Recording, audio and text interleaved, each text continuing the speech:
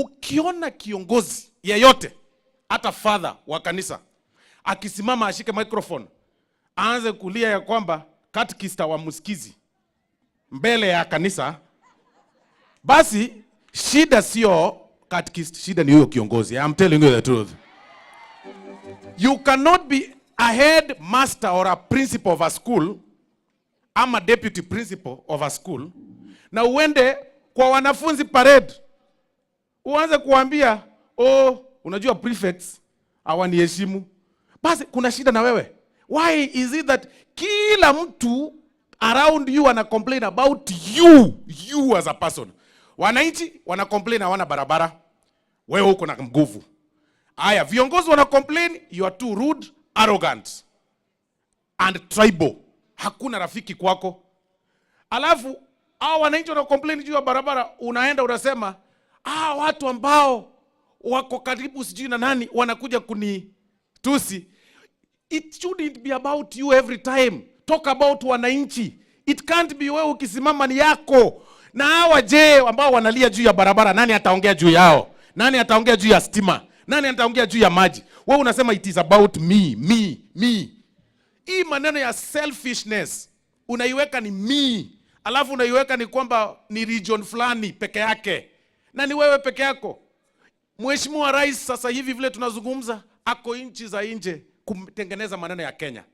Sisi viongozi ambao tumebaki Kenya hii, ambao tunaongoza country, Mheshimiwa Majority Leader, sisi viongozi wa National Assembly, tafadhali, the message we should be telling people is about ile budget ambayo ilisomwa juzi ya 4 trillion. Tukija Ukambani tuambie kwa hii 4 trillion kuna pesa fulani ya stima, 50 million per constituency. Tukuje tuwaeleze kuna pesa fulani tumeweka ya barabara hizi ambazo zimetaja hapa. That is how leaders should speak. Wewe uko very powerful in government. Kuna budget imesomwa, you sit in cabinet. Ukitoka kwenda region, hauambia hiyo region hii 4 trillion watu wataipata namna gani. Unawaambia kuna watu wananidharau. Kwani hii madharau inafanywa? Sisi hatu kujua kama unadharauliwa, si utafute njia na ujisort. You know, that is how life is. You know, when you're a leader, ukiusikia kuna kelele mahali, lazima utafute hao viongozi, uketi na wao chini. Wewe ni kiongozi, uambie hapa mnakosea, hapa mnafanya namna hii, hapa Sasa unaongea na hasira kubwa na nguvu, ni kama unataka kuuma mtu. Boss, tulia, uwanja ni mdogo bwana. Miaka ni mingi, usipasuke. Hii miaka safari, hata tukipiga kelele namna gani, hawa wananchi watatuuliza juu ya barabara. Hawa wananchi watatuuliza juu ya maji. Hawa wananchi watatuuliza juu ya basari. Kwa hivyo hii maneno ya mtu kukua mkabila, vile Fabio amesema, mtu anakuwa mkabila. Ukisimama ni mkabila. Kila kitu ni mkabila. Let's be honest. You cannot complain for the next 3 years. Ama namna gani jamii ya Wakamba? Nasikia hata wakati una complain unaweka maneno ya kura katikati. Nasema sisi tulipata sijui 47%, au wengine 19%, au wengine sijui 20%. Wakati wa kura umeisha. 1 + 1 is 2.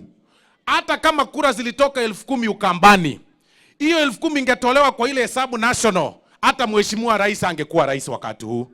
Hizo kura 10,000 kama ni 10,000 ama 1,100 za Ukambani ziheshimiwe, Wakamba wapewe pia share yao ya kazi.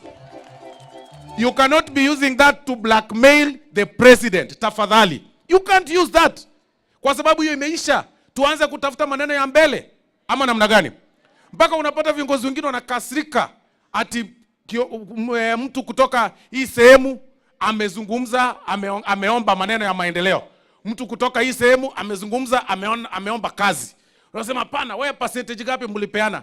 The president has taught us to be united, to be nationalists, tutafutane sisi wote tufanye kazi pamoja, tuache maneno ya ukabila, tuache maneno ya kuchukia kabila zingine, tuache maneno ya kudharau Wakenya wengine, sisi wote tukuwe Wakenya pamoja, na ndio tuweze kuinua nchi yetu ya Kenya. Mumekubali namna hiyo? Nyinyi mtakubali viongozi wawalete ukabila hapa? Sasa wacha niwaulize. Ukiona kiongozi akitoka asubuhi anaenda sehemu moja, at least jana niliona improvement na juzi, at least watu wameanza kuzungumza lugha ya national. Lakini unapata mtu anatoka sehemu moja, anaenda sehemu moja, anasema nimesikiza hii area. Kwani tutakuja hapa Kangundo tubebe Wakamba tuwapeleke mpaka Mathera ndio pia wao wasikizwe? Because we also need our national leaders to come hapa. Vile tu mmesema, Mheshimiwa Faruk si amekuja hapa? Mheshimiwa Ishungwa si amekuja hapa?